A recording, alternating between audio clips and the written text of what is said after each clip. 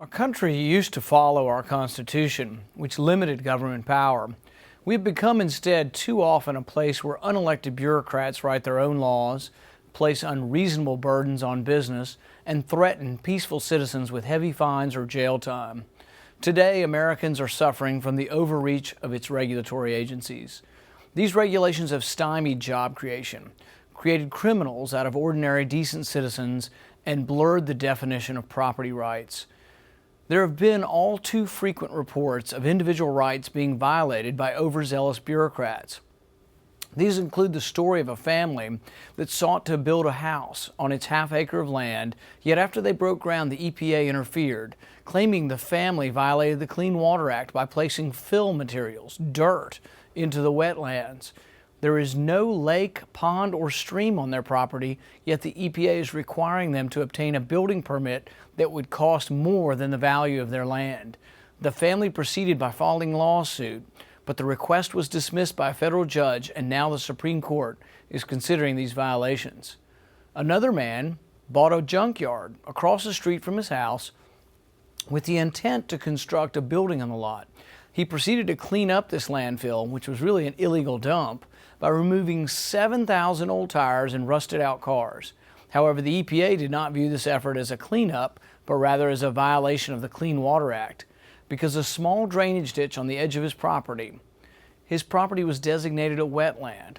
Referred to the Justice Department for criminal prosecution, the man was sentenced to 3 years in prison and a $200,000 fine for violating the Clean Water Act. The USDA even fined one family over $90,000 for a paperwork violation after selling some rabbits to a local pet store. Over the past few years, the family raised and sold a few hundred rabbits as a part-time job to teach their son responsibility. Yet the regulators thought otherwise.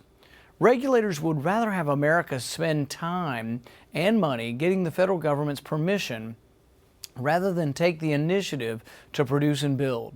The Obama administration in 2009 alone published a record-breaking 160,000 pages of rules in the Code of Federal Regulations.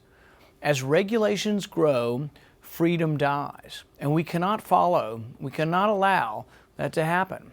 It is time that legislators do something about government overreach. Since coming to Congress, I have introduced the REINS Act, which I am confident will reduce the power of regulatory bureaucrats and allow the people to act and operate as they please, so long as they do not harm others. I've also invited several victims of the federal government's assault on private property to our nation's capital. Next week, on Capitol Hill, the people I just told you about will share their stories of regulatory and statutory overreach and the havoc it has created by hindering prosperity and infringing on personal property rights.